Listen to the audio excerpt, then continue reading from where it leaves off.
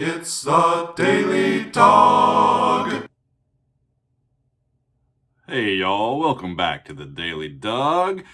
Happy anniversary, everybody. It is January 26th, and a year ago today, we did our very first music reaction video. And today is a celebration of sorts, but this is going to be a weird one. This is going to be a reaction unlike anything that I have done on this channel. Here's a little bit of backstory. We've been doing these Weird Wednesday episodes for a little bit. And we don't do them every Wednesday, but this allows me an opportunity to put in these pieces that are a little off the beaten path and have a unique perspective or a unique sound. So this past Saturday, we were doing a hangout with the Council of Dougs, our top tier patrons over on our Patreon, and we were talking about the week that was coming up. And I had something previously planned for this Wednesday that kind of fell through, and knowing that it was such a special day for us, we started thinking about and sort of brainstorming what could we do on this particular day. And so one of the guys said, how about several species of small furry animals gathered together in a cave and grooving with a pict? And I don't know anything about those words except that they are all words in the English language. And normally what happens when I'm on with our Council of Dogs and I say, hey, I'm thinking about this piece, and a lot of people on the Zoom will go, yeah, cool. And if I say something else, they're like, oh, that'd be a good one. But when, I can't remember who said it first, but when that person said, how about this one? Everybody went, holy shit, you've got to do that one. And they just roared. And I'm like, okay, I guess we're doing that one. And so that's what we're doing today. For a Weird Wednesday, we are looking at several species of small furry animals gathered together in a cave and grooving with a pict by Pink Floyd. But here's why it's different, y'all. You notice that I started off with a little bit of our herbal friend, and I pulled out my larger pipe for today because I got some specific instructions from the Council of Dogs as to how I should conduct this particular reaction. And what they said is, don't read in. Don't read in at all. Don't spot check it. Don't listen to any bit of it. We want you to go in completely and utterly unprepared. And I'm like, well, that's kind of the opposite of what we tend to do here. And they're like, trust us? Come on now. And so as I got closer to this, I told Megan, my wife Megan, I said, I gotta have a little bit. Can you read in? And like, so she has heard this before. And so she said, I will provide you with the exact right amount of information that you need before doing this piece. And so here's what I have. I have the title of the piece, which we have said. It is by Pink Floyd. I have that it is from Ummagumma, their fourth album released in 1969. It is written/performed by Roger Waters, which intrigues me. And then she says the lyrics to this song are on the next page, and there's a whole lot of space. And she says, you can't look at them until after you've heard it at least once. And when she said at least once, I'm like, am I going to want to listen to this again? Who knows? But I have been told to partake a little bit of our herbal friend and to just let this piece come. And we will see what's going to happen together. So, my friends, happy 1-year anniversary and cheers.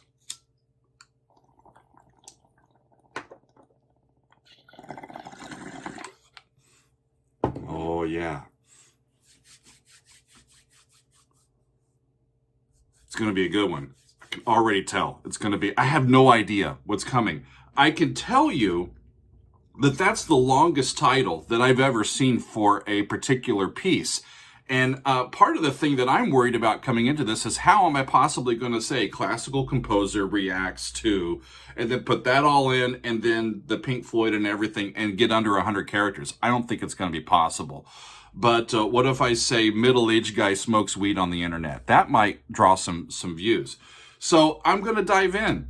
y'all. Oh, I do have one other bit of information. Apparently, in the lyrics and in the title, they refer to with a pict, P-I-C-T, and I thought that it was short for picture, and it just cut off the title, but it's not.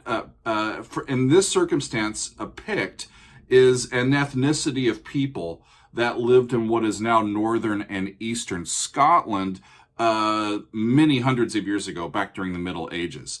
So I think that's what they're referring to. And other than that, I think it's time to just dive in, y'all. I would ask if you're ready, but I think at least the Council of Dougs have been ready for this for a few days. And they're already chatting over on our Discord. And I don't know, taking bets as to what kind of reaction I will do. No clue. Okay? So here is, I'm going to say it again, several species of small furry animals gathered together in a cave and grooving with a pict. Are we ready? Okay, here we go.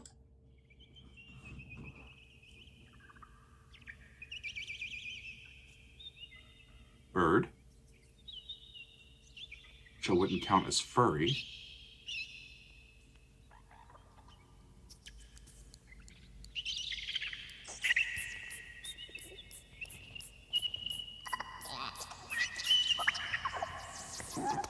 What is that?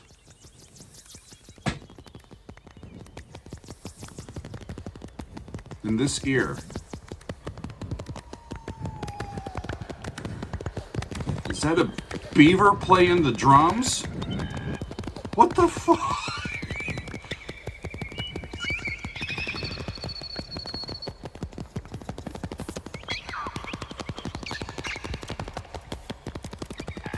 The ambiance of the cave, the echo, is so expansive.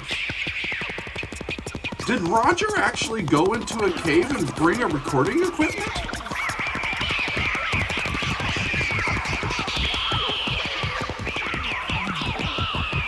Somebody ain't happy with somebody else. I think that a fox stole a beaver's lunch.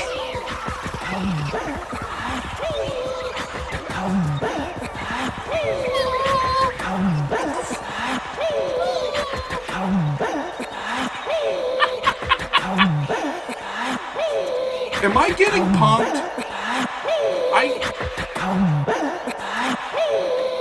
Hang on. I actually need to turn this around, y'all. You need to see that my screen, there's my computer, and there it's Pink Floyd. It's from Pink Floyd's actual channel. I am not being rickrolled here. Something, what's going to happen next? Let's keep going. Almost sounds like it's saying, come back.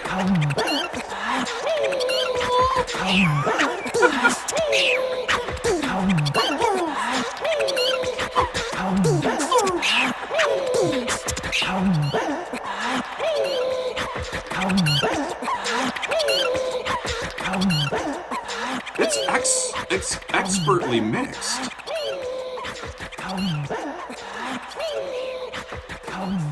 Can't imagine the tape manipulation that I guess Roger had to do to put this together.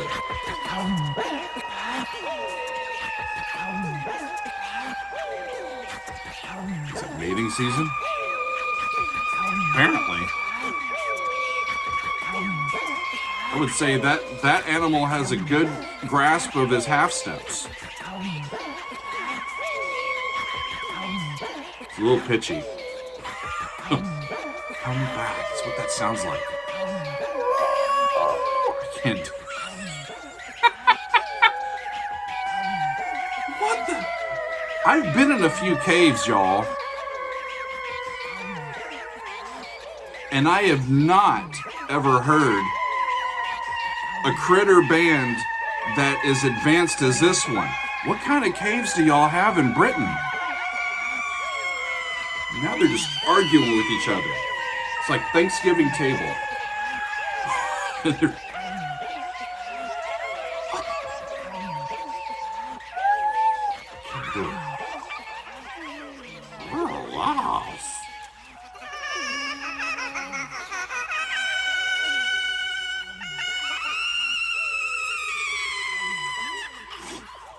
Did Roger just manipulate that tape to make that squirrel a castrato?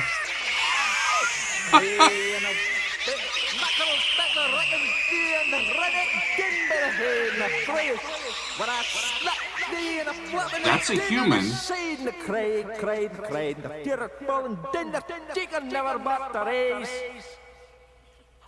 And then great Marion took away a claymore and a bucket and ran down the mountain stairs. Sounds like a bad Scottish accent. Falling around the feet. Meanwhile, the squirrel agrees with me. Never, Alvin and the Chipmunks. Never shall they get me a layer out and hound of the horny through. With a snack of the blade and a claymore cut and thrust and I fell down before him round the feet.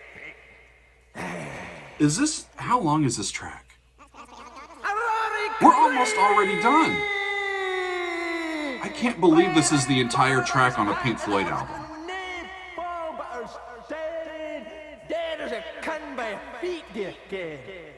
You can.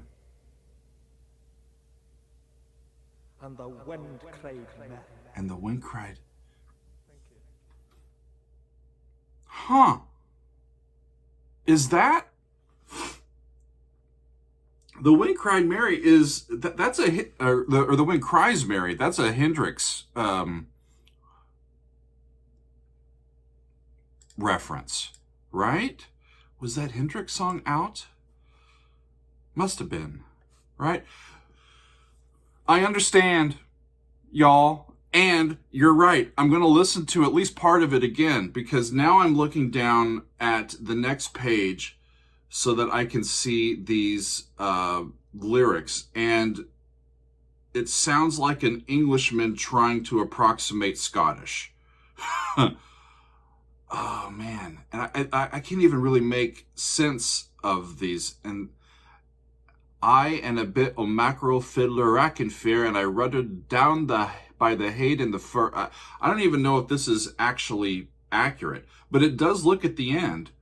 And the Wind Cried Mary. That I did hear correctly. And it says that he says thank you at the end. That I did not hear. This is a particular style. Before I want to listen to it again, so stay tuned. Or at least part of it again. But I want to talk a little bit about the style of music that's called musique concrète. This is a style of music that was pioneered in the 20th century, mainly because it really couldn't have been pioneered in any other century, because this is a style of composition that takes recorded sounds as their as its raw materials, like we would normally use notes and scales and chords and key signatures and time signatures as the building blocks of a piece of music, and then use instruments to realize the sounds that those markings represent. Here, we're just using sounds as the building blocks themselves, and then layering and then making them rhythmicized, and then stretching them, pulling them, changing their dynamics a little bit, adding reverb, all that sort of stuff. And it created this style of music, musique concrète, that really came about in the middle part of the 20th century, once we had pretty decent access to recordings on tape and we could manipulate the tape and then re-record from there, right? Composers that I've studied or listened to in the past that have done that sort of stuff, Pierre Boulez, Stockhausen, Varese, Xenakis. And I've heard some of the older Beatles stuff has a lot of this style of stuff, using these recorded sounds as layered in their compositions. But I don't know if I've ever heard in a pop or rock album a complete example of musique concrète. When I started doing these reactions, I'm largely just I don't know these old bands the way that I should as a person of my age. And so when I thought of Pink Floyd before coming into doing some of their videos, I thought of, these are the guys that have these soaring guitar solos and just sort of epic sounds. But I didn't realize how experimental they were, or at least that part of their roots. I learned that really when I first listened to Adam Hartmother, and I think that we're going to get to the rest of that album. Yeah, I didn't know that these guys were so experimental. So this has been fun. I want to go back, my friends, and I'm going to, whoop. Okay, let's see. I'm going to start about halfway through and see how this goes. Here we go.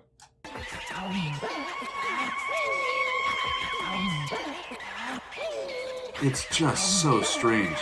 And another thing that I'm looking at with the album cover is that it's a picture within a picture. It's a picture with an embedded picture and an embedded picture. It's like looking through the looking glass a little bit. It's the same picture on the insides.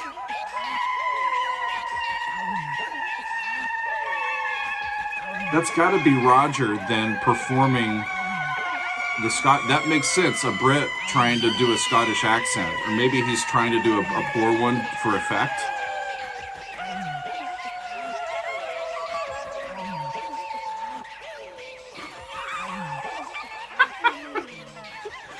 It's so damn funny, and I don't know if they meant it to be funny. Listen to that. Did he mean it to be funny, or is this just part of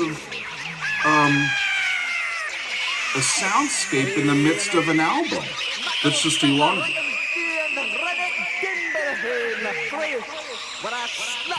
In a fucking hit down and shade. Clean. To do a Scottish accent, I need to have some Scottish whiskey, not this other stuff. Run down the mountain stain, stuck on the fiery hole that was falling around our feet. Never, he cried, never shall we get me a layer and hound of the horny through with a snack of the bleeding claymore. I can't believe I'm doing this.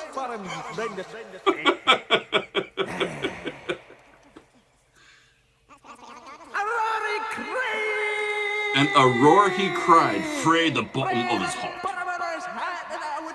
that would nae fall but dead, dead as canned by a feet. Do you ken, I think? And the wind cried. There was a thank you. That I heard. Maybe it took the extra hit to hear that.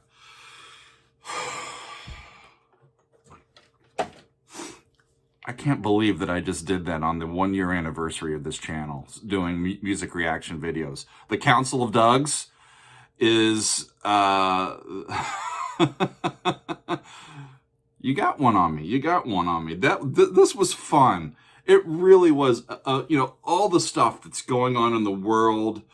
Take a few minutes, let your hair down, allow yourself to laugh at something that's so interesting and unique. I don't know if they meant it to be funny. I'm sorry if they meant it to be serious or for people not to laugh at. I humbly apologize to the musician, actually to Roger. But it definitely provoked an emotional response that still is sending waves through me. It's just, what a fun little piece that is. It makes me want to listen to the rest of the album to see how it fits in. Someday.